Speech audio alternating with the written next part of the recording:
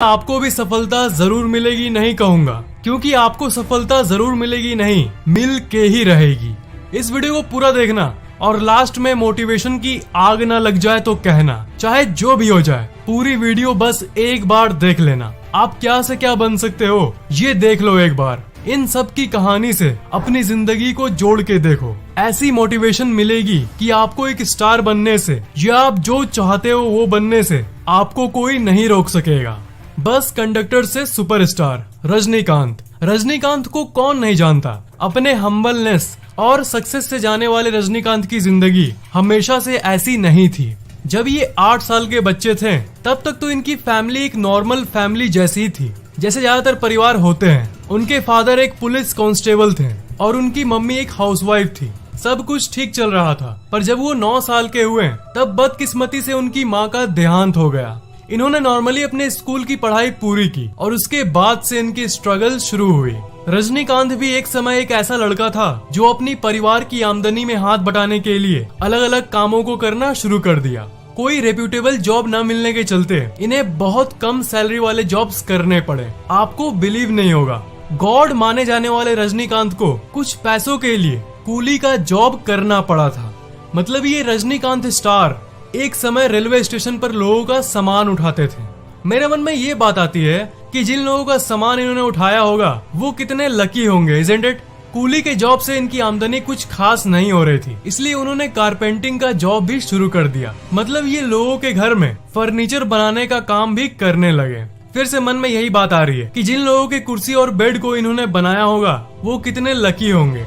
Back in the story, इन दोनों कामों से भी इनकी आमदनी इतनी नहीं हो रही थी कि ये एक अच्छी जिंदगी जिए। सुपरस्टार के फैमिली को देखकर हम लोगों के मन में बड़े बड़े बात आते हैं कि बचपन से ही इनकी लाइफ चमकी हुई होगी, इनके बहुत सारे जान पहचान होंगे और ये सब। पर रजनीकांत के पास इन सब में से कुछ नहीं था। असल में उस समय रजनीकांत की आमदनी 5 से 6 हजार भी होती तो वो खुश रहते, ऐसी हालत थी उस समय। पर इनकी आमदनी इतनी नहीं हो रही थी। बहुत जगह इन्होंने धक्का खाया। आखिर में इन्हें बहुत मुश्किल के बाद, बहुत कठिनाइयों के बाद BTS यानी बैंगलोर ट्रांसपोर्ट सर्विस में जॉब मिल गई। वो एक बस कंडक्टर बन गए। बस कंडक्टर बनना उस समय इनके लिए एक बड़ी सफलता थी, क्योंकि कूली और कारपेंटर के मुताबिक बस कंडक्टर के जॉब में इन्हें ज्यादा आमदनी होती थी। उसके बाद जिंदगी आगे नॉर्मल बढ़ती गई और ये बस कंडक्टर का काम करते रहे। पर कहा जाता है ना, हर किसी के अंदर कोई न कोई टैलेंट होता है और वो कभी न कभी उभर ही जाता है। इसलिए नौकरी के साथ साथ वो एक्टिंग भी करना शुरू कर दिए। बात ये था कि इन्होंने कभी सोचा नहीं था कि एक्टिंग इनको कितना ऊपर ले जाने वाला है। जिसे हम कहते हैं ना, जस्ट कैजुअली, मतलब जस्ट ऐसे ही अपने पैशन के लिए वो एक्टिंग करते थे और उससे भी थोड़े मोड़े पैसे आ जाते थे।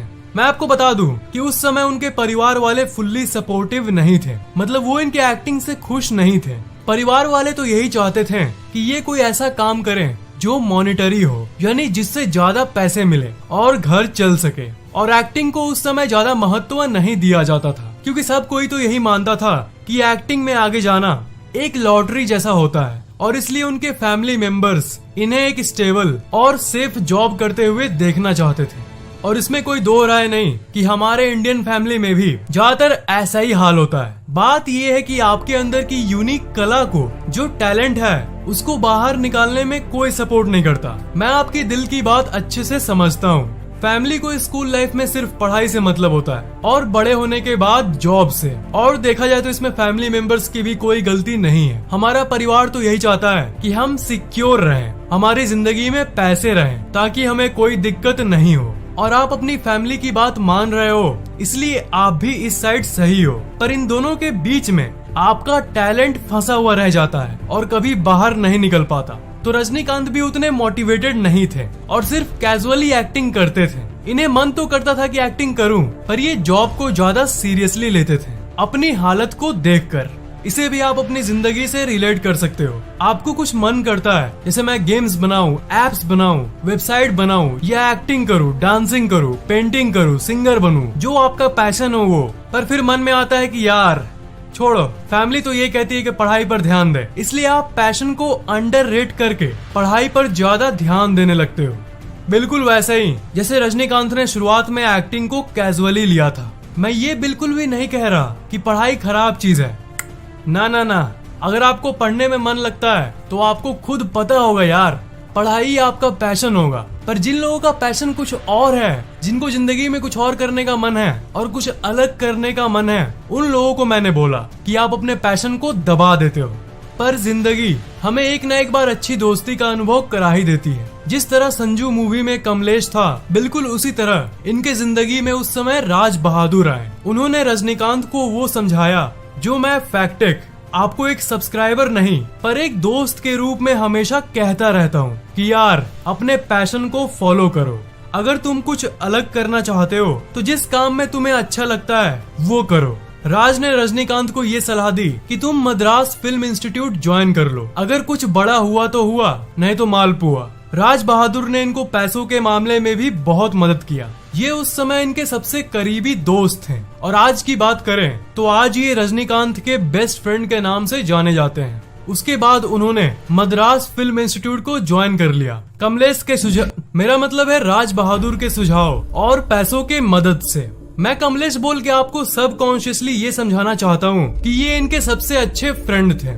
मद्रास फिल्म इंस्टीट्यूट में जाने के बाद जो हुआ वो उनकी लाइफ बदलने वाली थी। कहा जाता है ना कि हीरे की चमक बाकी पत्थरों से ऑब्वियसली अलग होती है, तो इसी हीरे को तमिल फिल्म डायरेक्टर बालचंद्र जी ने नोटिस किया कि ये बंदा कुछ अलग है, ही इज डिफरेंट। उसके बाद उन्हीं के चलते इन्हें अलग अलग फिल्म्स में रोल मिलने लगे। 1980 तक वो बहुत पॉपुलर हो गए थे और लोग उन्हें पहचानने लगे थे और लोग उन्हें इसलिए पसंद करने लगे क्योंकि उनकी एक्टिंग जबरदस्त थी। 1990 आते आते रजनीकांत एक सफल एक्टर बन गए थे, मतलब एक बड़े एक्टर जिसे एक सुपरस्टार कहा जा सके। एक चीज आपने नोटिस किया कि इन्होंने जब एक्टिंग को सीरियसली लेना शुरू किया, इंस्टीट्यूट ज्वाइन किया, उसके बाद ही कुछ अलग हुआ। अगर ये वही नॉर्मली बस कंडक्टर रह जाते हैं और कभी इंस्टीट्यूट ज्वाइन करते ही नहीं तो क्या वो रजनीकांत आज जन्म लेता? उसके बाद इनकी जिंदगी का वो पल आया जब ये अपने सक्सेस को एंजॉय कर रहे थे, पर इनकी जिंदगी में फिर दिक्कतें आई। साल 2000 के बाद इनकी बहुत सारी मूवीज फ्लॉप हुई और इन्हें करोड़ों का लॉस भी हुआ। अनलाइक अदर एक्टर्स, लॉस होने के बाद भी इन्होंने हार नहीं मानी। फ्लॉप फिल्म्स होते होते 2007 में शिवाजी रिलीज हुई। उन्हें इस फिल्म से भी कुछ ज्यादा उम्मीद नहीं थी, पर 2007 में इस फिल्म ने कमाल कर दिया, धोती फाड़कर रुमाल कर दिया। इस फिल्म से उन्हें बहुत लोकप्रियता मिली और इन्हें 26 करोड़ की पेमेंट भी मिली और उसी समय वो सबसे हाईएस्ट पेड एक्टर्स के लिस्ट में आ गए। और 2010 की रोबोट फिल्म ने भी धूम मचा दिया और इसके लिए उन्हें 45 करोड़ की पेमेंट मिली। मतलब फ्लॉप मूवीज होते होते इन्होंने हिम्मत नहीं खोया और मूवीज करते रहे। इससे मैं आपको ये बताना चाहता हूँ कि अगर आपने कुछ करने की कोशिश की और बुरी तरह से फेल हुए तो मन में ऐसी फीलिंग आती है ना कि कितना